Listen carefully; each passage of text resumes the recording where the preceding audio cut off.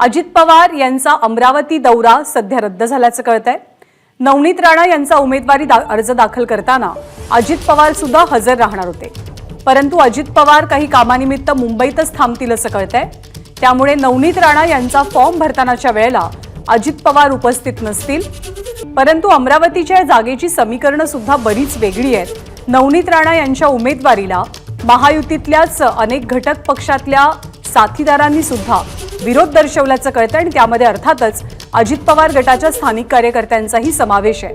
नवनीत राणांनी आपल्या प्रचारामध्ये किंवा प्रचाराच्या पोस्टर्समध्ये राष्ट्रवादीच्या चिन्हाचा वापर करू नये असा सुद्धा आग्रह इथल्या स्थानिक कार्यकर्त्यांनी धरला होता।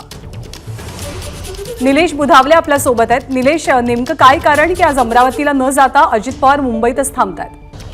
खरं तर आपण 2019च्या निवडणुकीचा जर विषय पाहिला तर त्यावेळेस राष्ट्रवादीच्या पाठिंब्यानंच नवनीत राणा या खासदार झाल्या होत्या। त्यामुळे आज देखील राष्ट्रवादीच्या पाठिंब्याच्या माध्यमातून नवनीत राणा खासदारकीचा अर्ज भरतील अशा पद्धतीची शक्यता होती। मात्र अचानक अजित पवार यांना अमरावतीला जाणं टाळलेलं आहे। आज सकाळी देवेंद्र फडणवीस आणि ते सोबत अमरावतीला जाणार अशा पद्धतीची माहिती होती, मात्र सध्याची माहिती मिळते त्यानुसार अमरावतीला जाणं त्यांना टाळलंय।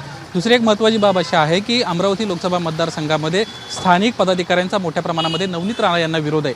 याच्यामध्ये संजय खोडके जे राष्ट्रवादीचे पदाधिकारी आहेत, ज्यांच्या पत्नी या काँग्रेसच्या आमदार आहेत, यांना देखील 2 दिवसांपूर्वी एक महत्त्वाची भूमिका घेतली होती की त्यांच्या परमिशनशिवाय त्यांचे फोटो नवनीत राणा यांना त्यांच्या पॅम्पलेटवर असतील किंवा त्यांच्या जाहिरातींसाठी कसे काय वापरले असा थेट सवाल उपस्थित केला होता। आणि या सगळ्या विषयाच्या संदर्भामध्ये जर त्यांना पत्रक काढून माफी मागितली नाही तर थेट आम्ही निवडणूक आयोगाकडे तक्रार करू अशा पद्धतीची भूमिका घेतली होती।